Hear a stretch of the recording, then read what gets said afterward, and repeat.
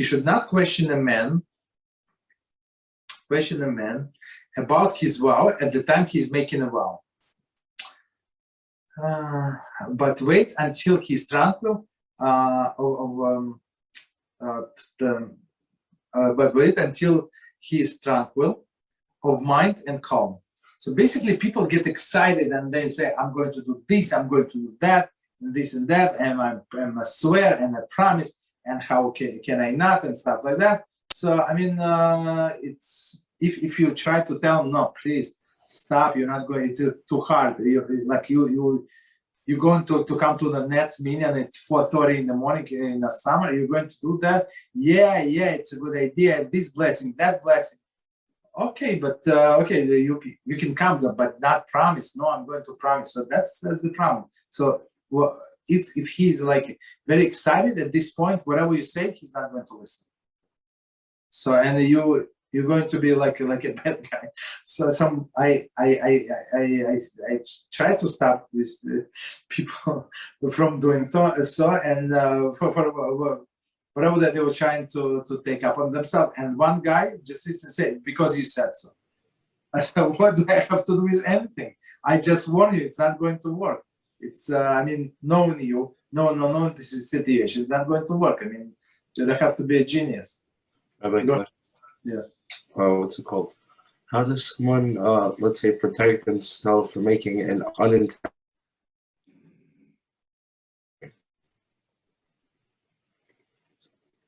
It was breaking up. Could you please repeat the question? Breaking up. How does someone protect themselves? Like, for example, what's an example of what someone could say as an unintentional promise that he has to do, like an unintentional vow?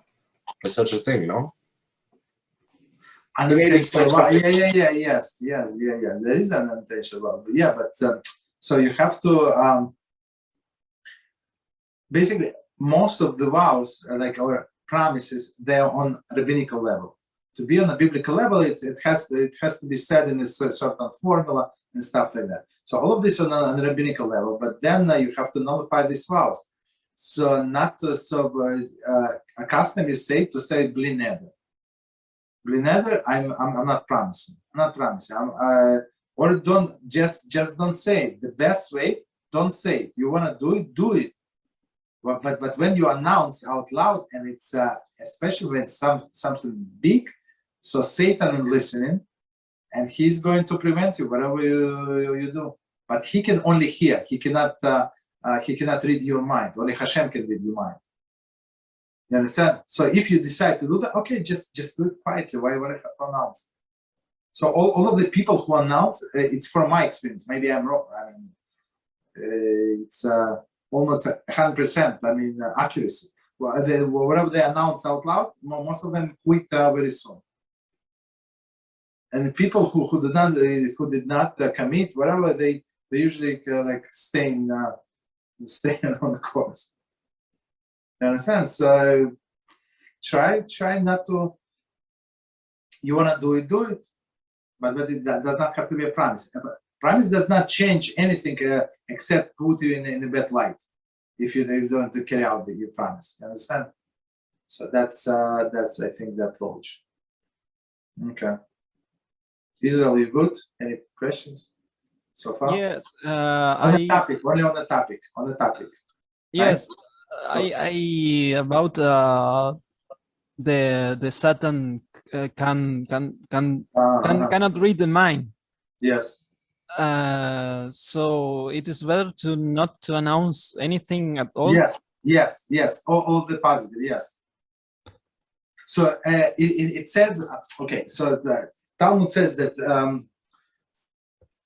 the blessing. I think it's a Talmud brachos. The blessing is on everything that is hidden. So if you don't see it, there is a blessing. But once you start counting.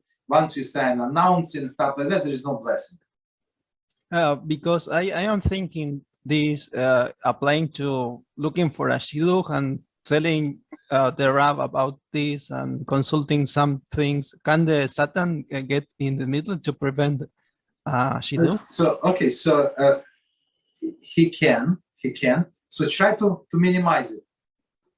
You understand? So some people, like I had this lady in my office, I was going crazy. Even my head, I was like shaking. So I tell you exactly, maybe I said about this lady. So I would come on the morning support, like very early, and she would be there. Okay, so we said, good morning, and she said, you know what happened? I said, what happened? And she told me a story, like very excited, and sometimes she cursed. I said, stop, don't, I'm not going to listen. If you continue, okay, she says, no, so sorry. And then she would tell me the story, like with acting this side and that side. I said, she said, okay, all right, so all right, she's neighbor, okay, all right, okay, so I need to work on this. So another lady comes and she said, you know what happened? And she started same exciting, like unbelievable. And then the guy comes and and the boss comes and she adds details. I would tell him, like, you serious? You miss all of the juicy details when you was telling me, you understand?